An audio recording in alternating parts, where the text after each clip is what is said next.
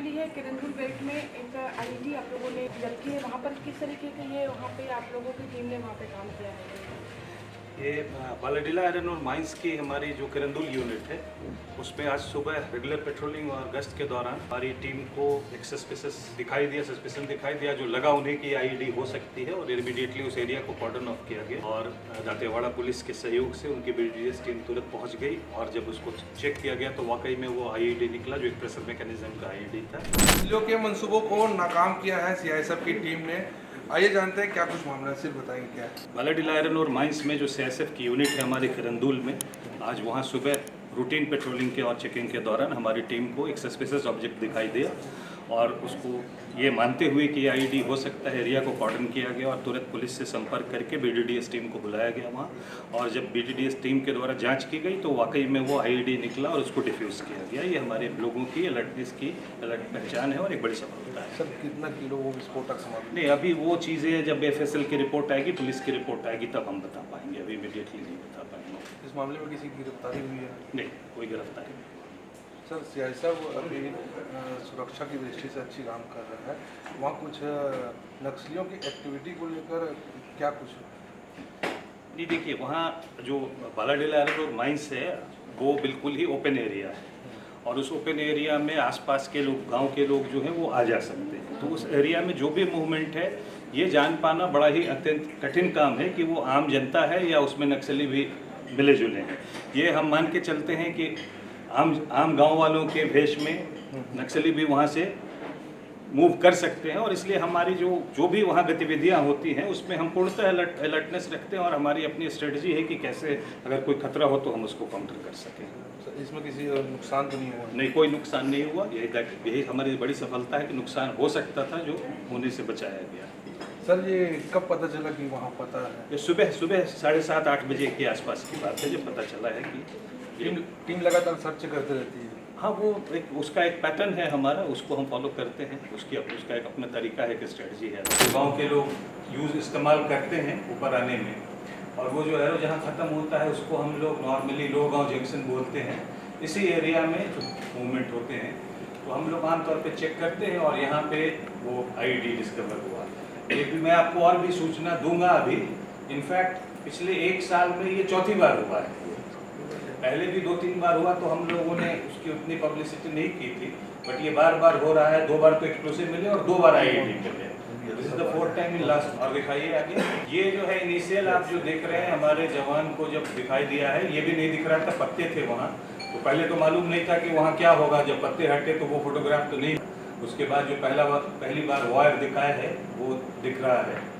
Next देख ये जो आप देख रहे हैं हल्का सा, एक्चुअली बाद में आपको पता चलेगा वो ऊपर जो एक बैम्बू का पीस है जो एक्चुअली बैम्बू से इम्प्रोवाइज करके प्रेशर मैकेनिज्म क्रिएट किया गया है, उसके ऊपर अगर मुझे लगता है कि 5-10 किलो का भी वेट पड़ेगा तो दो हिस्से हैं ऐसे दब जाएंगे तो सर्किट पूरा हो जाएगा। बहुत सिंपल तरीके से बड़ा इम्प्रोवाइज करके बनाया है इन्होंने, कोई स्पेसिफिक बाहर किसी चीज़ की ज़रूरत नहीं है। नेक्स्ट दिखाइए। ये देखिए, आप देख रहे हैं बाहर में रोड दिख रही है, ये जो एरिया दिख रहा है जंगल की तरफ, जो लोग गाँव की तरफ रास्ता जाएगा, वो रास्ते हैं जो हम लोग इस्तेमाल करते हैं। एक्सप्लोसिव वैन जाती है और इससे करीब मुझे लगता है 20-25 मीटर के दूर पे ही ये एक्सप्लोसिव डिवाइस लगाई गई है। इसको आगे दिखाइए। ये जब पुलिस BDDS ने, और यहाँ पे मैं खासकर कहना चाहूँगा कि दांतेवाड़ा पुलिस से हमें बहुत इतना अच्छा सपोर्ट मिलता है इसमें। Within no time BDDS आ जाती है and they are so competent कि बड़ी जल्दी इसको ब्लास्ट करने की भी ज़रूरत नहीं पड़ी। They were able to defuse it, और इसमें आप देख सकते हैं क्या क्या चीज़ें हैं जो अंदर से निकली हैं यहाँ पे। इसके आगे शायद कोई वीडियो होगा जिसमें बताया जाएगा। ये है प्रेशर आईडी के कंपोनेंट्स। ये जो आपको दिख रहा है ये है कॉर्टेक्स वायर, ये है स्विच। ये स्विच इस प्रकार से बनाया है कि अगर ये दोनों एक साथ मिल जाएंगे तो मैकेनिज़्म पूरा होके, सर्किट पूरा होके और ब्लास्ट हो जाएगा। ये है बैटरी, 3 बैटरी एक साथ इकट्ठा करके इसका पावर सोर्स बनाया है। अंदर ये स्प्लिंटर्स डाले हुए हैं और इसको डिटोनेट करने के लिए डिटोनेटर है। इसके अंदर ये एक्सप्लोसिव है, ये एक्सप्लोसिव एक्सप्लोड होगा।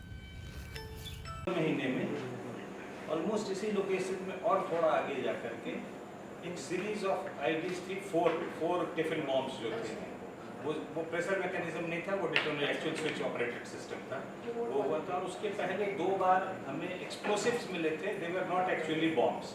एक्सप्लोसिव एंड बॉम्ब में फर्क है, एक्सप्लोसिव्स थे, बट एक्सप्लोसिव्स का होना भी अपने आप में चिंताजनक है कि वहाँ कुछ न कुछ तो हो रहा है। तो और not only that, it also shows कि हमारे लोग जो वहाँ काम कर रहे हैं एटलीस्ट उस लेवल की अलर्टनेस है कि वो आइडेंटिफाई भी कर लेते हैं, मिस हैंडलिंग नहीं होती है और सही हैंडलिंग, क्योंकि बॉम्ब्स की आईडी के साथ कई बार mishandling is a big problem.